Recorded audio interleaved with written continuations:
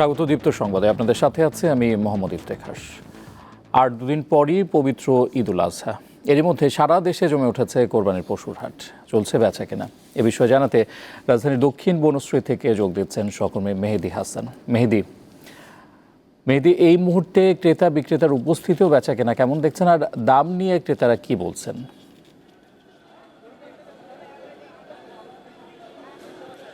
ইফতেখার, আমরা তো দুপুর থেকে বেশ কয়েকটি হাটেই ঘুরেছি এবং এখন আছি দক্ষিণ বনশ্রীর মেরাদিয়া কোরবানির পশুর হাটে।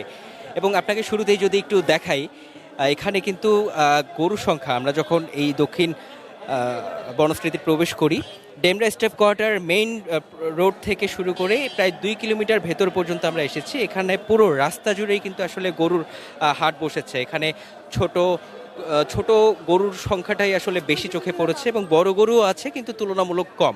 আমরা অন্যান্য হাটগুলোতে যে গরুর সংখ্যা দেখেছি তার মধ্যে কিন্তু বড় গরুর সংখ্যাটাই বেশি ছিল। সেই হিসেবে দক্ষিণ বনশ্রীর এই হাটে কিন্তু ছোট গরুর সংখ্যাটাই বেশি, যেটা বর্তমানে ক্রেতাদের চাহিদার একটি বড় অংশ রয়েছে। এবং আপনি যে দামের কথা বলছিলেন, মোটামুটি ঢাকার যে হাটগুলো রয়েছে প্রত্যেকটি হাটেই গরুর দাম প্রায় কাছাকাছি। এখানে যে খুব বেশি বলবো তা না।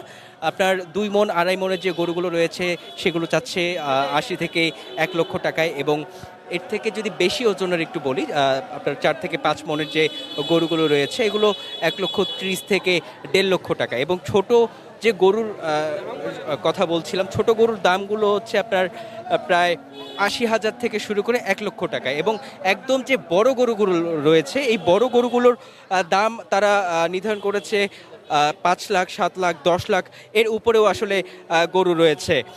এবং ক্রেতার উপস্থিতিও আমরা এখানে ভালোই দেখতে পাচ্ছি। এবং প্রত্যেকটি হাটে, আমরা যে কয়েকটি হাটে ঘুরেছি, বেশ কয়েকটি হাটেই ক্রেতাদের উপস্থিতি চোখে পড়ার মতো। এবং আজকে শুক্রবার, আর 2 দিন পেরোলেই হচ্ছে পবিত্র কুরবানির ঈদ। এবং এই ঈদকে কেন্দ্র করেই যে পশু কেনার যে তাড়াহুড়োর একটা বিষয় থাকে, এই কেনার বিষয়টা কিন্তু এখন থেকেই আসলে জোরালো হচ্ছে। এবং ইফতেখার, আপনারা জানেন যে কুরবানি ঈদকে কেন্দ্র করে কিন্তু পশু যে রাখার একটা বিষয়, এই ঝামেলাটা এড়ানোর জন্য অনেকে কিন্তু গরু আসলে আপনার শেষ সময়ের দিকে কিনতে পছন্দ করে, যাতে করে গরু রাখার ঝামেলাটা এড়ানো যায়। তো সেই হিসাব করে আজকে এখন পর্যন্ত ক্রেতাদের উপস্থিতি অনেক বেশি দেখতে পাচ্ছি, এবং কাল পশু এই উপস্থিতি জোরালো থাকবে বলেই আশা করা যাচ্ছে। ইফতেখার। দর্শক, রাজধানীর পশুর হাটের খবর জানাচ্ছিলেন সহকর্মী মেহেদি হাসান। প্রিয়জনের সঙ্গে ঈদ উদযাপনে এখন ঘরমুখ্য রাজধানীবাসী। এই যাত্রার 3য় দিনে বাসে অতিরিক্ত ভাড়া আদায়ের অভিযোগ করেন যাত্রীরা, কিন্তু এই অভিযোগ আমলে নিচ্ছে না কেউ। কমলাপুর থেকে প্রায় সব ট্রেনেই ছেড়েছে সূচি মেনে। যাত্রীর চাপ থাকায় রেলের বগিতে উঠতে অনেককে ভোগান্তিতে পড়তে হয়। যেতে হবে বাড়ি, দরজায় ভিড়, তাই ট্রেনে ওঠার এমন উপায় বেশ ভালোই জানা যাত্রীদের। অন্যান্য ঈদের মতোই কমলাপুর রেল স্টেশনে সেই চিরচেনা রূপ। পঞ্চগড়গামী একতা এক্সপ্রেস ট্রেনে চড়তে জুয়েল সরকারের যুক্তি উড়িয়ে দেবার নয়। এখানে টিকিট আছে যতগুলো, তার চেয়েও মানে হয় 5 গুণ বেশি টিকিট ছাড়া যাত্রী আছে। তাদের চাপে আমরা তো ভিতর দিয়ে আসতেই পারতেছি না, দরজা দিয়ে আসতেই পারতেছি না, বাধ্য হয়ে জানালা দিয়ে ঢুকলাম। শুক্রবার ভোর থেকে কমলাপুরে যাত্রীর চাপ বাড়ে, তবে ট্রেনের সূচিতে কোনো হেরফের হয়নি। যাত্রীদের অভিযোগ যে একেবারেই নেই তা নয়। খুবই দুর্ভোগ আমাদের, মানে ব্যবস্থাপনার কোনো কিছুই ঠিক মনে হচ্ছে না। যে টিকিট ছাড়া এত লোক, স্ট্যান্ডিং টিকিটে এত দূরের জার্নি আমরা যাব কিভাবে? আর এই গরমে খুবই খারাপ অবস্থা।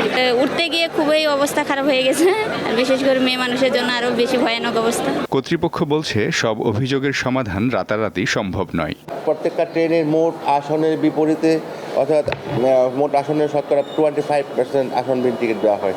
এই সাধারণ মানুষের কথা চিন্তা করে আমরা আমাদের সক্ষমতা সবটুকু ব্যবহার করেছি। আমাদের সক্ষমতা আন্তনগর ট্রেনে 33,500 টিকিট দেওয়ার, আমরা ইচ্ছে করলেই 34,000 লোককে টিকিট দিতে পারছি না। এবার টিকিট কালোবাজারি এবং ট্রেনের ছাদে ও ইঞ্জিনে যাত্রী পরিবহন হচ্ছে না বলে দাবি কর্তৃপক্ষের। বিমানবন্দর স্টেশনেও টিকিট ছাড়া কাউকে ভেতরে প্রবেশ করতে দেয়া হচ্ছে না। সড়কপথে যাত্রা ততটা ভোগান্তিহীন নয়। রাজধানীর গাবতলী ও মহাখালী বাস টার্মিনালে টিকিটের সংকট না থাকলেও বাড়তি ভাড়া নেয়ার অভিযোগ রয়েছে, যদিও তা মানতে নারাজ পরিবহন কর্তৃপক্ষ। টিকিট নিলাম টুল গাড়ির ভেতরে মানে সিট নাই, অতিরিক্ত জ্যাম গাড়িতে। এখন টুলে কাটছে না ভেতরে, 600 টাকা নিচ্ছে। 650 টাকা নিতে, এখন 750 টাকা নিয়েছে, 100 টাকা বাড়ছে। এখন ঈদ সামনে তো। হ্যাঁ, আমি 3 ঘন্টা পর্যন্ত অপেক্ষা করতেছি এবং ময়মনসিংহ যাচ্ছি, কত টিকিট পাচ্ছি না। 500 টাকা 400 টাকা যাবেন নাকি, তিনটা খালি 2টা খালি এরকম করতেছে। স্বাভাবিক বাজারে আমরা গাড়ি ছাড়তাম 12 টিপ 13 টিপ, এখন আমাদের সেখানে গাড়ি ছাড়তেছে আমরা 6 থেকে 7 টিপ। আমাদের 1 টাকাও বেশি নেই না, আমাদের ভাড়া 330 টাকা। ঘরে ফেরা মানুষের সার্বিক পরিস্থিতি সরজমিনে দেখতে টার্মিনালগুলো পরিদর্শন করেন বিআরটি এর চেয়ারম্যান। জানান, যাত্রী হয়রানি বন্ধে তারা সতর্ক আছেন। আজকে আমি যে টার্মিনাল ঘুরে মাত্র একটা কাউন্টারে ভাড়া ছাড় পাই না, সেই জন্য জরিমানা করা হয়েছে। মিজানুর রহমান, দীপ্ত সংবাদ, ঢাকা। দর্শক, ঘরমুখো মানুষের খবর জানাতে রাজধানীর সদরঘাট লঞ্চ টার্মিনাল থেকে যোগ দিচ্ছেন সহকর্মী জহিরুল মোহসান, সদরঘাটের এই মুহূর্তের পরিস্থিতি আর যাত্রীরা কোনো ভোগান্তিতে পড়ছেন কিনা জানাবেন।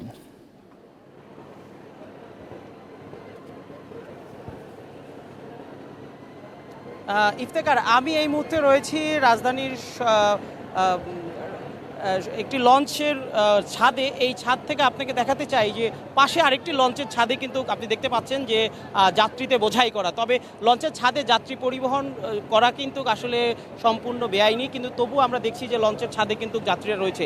সবাই বলছে যে ঝুঁকি নিয়ে তারা বাড়ি ফিরতে চায়, তবু তারা ঝুঁকি থাকলেও বাড়িতে তারা ফিরতে চায়। এবং আপনাকে জানিয়ে রাখি, আমরা দুপুর থেকে দেখছি যে সদরঘাট লঞ্চ টার্মিনালে কিন্তু যাত্রীদের উপচে পড়া ভিড়, যাত্রীরা এসছেন এবং নারীর টানে তারা বাড়ি ফিরতে কিন্তু ঝুঁকি নিয়ে লঞ্চে উঠছেন। প্রত্যেকটা লঞ্চই আমরা দেখছি যে আসন নেই বললেই চলে, সবাই কিন্তু গাদাগাদি করে লঞ্চগুলোতে ঢুকছে। এবং আমরা অনেককেই বলতে শুনেছি তারা ভেতরে আসন না পেয়ে বাইরে কিন্তু অপেক্ষা করছে। কেউ কেউ আবার 2 ঘন্টা আগে এসেছেন, কারণ তারা চাইছেন যে তাদের লঞ্চটি ঘাটে ভেরার সাথে সাথে তারা যাতে লঞ্চের ভেতরে আসন তার নিশ্চিত করতে পারে। তবে আমরা কর্তৃপক্ষদের সাথে কথা বলেছি, লঞ্চ কর্তৃপক্ষ বলছেন যে তারা ঝুঁকি নিয়ে কোনো লঞ্চ ছাড়ছেন না।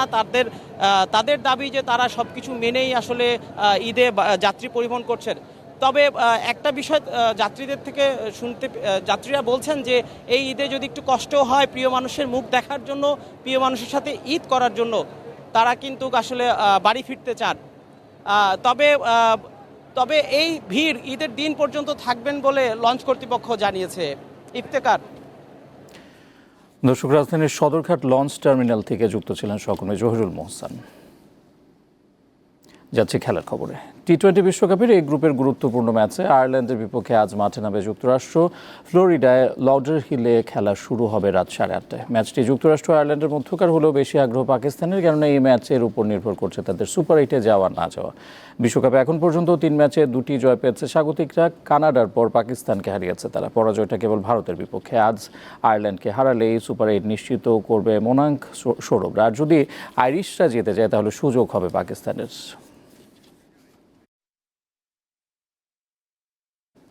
আর এই ছিল এখনকার মতো। পরের সংবাদ রাত 11টায় দেখার আমন্ত্রণ রইল। দর্শক, তথ্য বিনোদনের আরও খবর জানতে যুক্ত থাকুন দীপ্ত ডিজিটাল প্ল্যাটফর্মগুলোতে। ধন্যবাদ।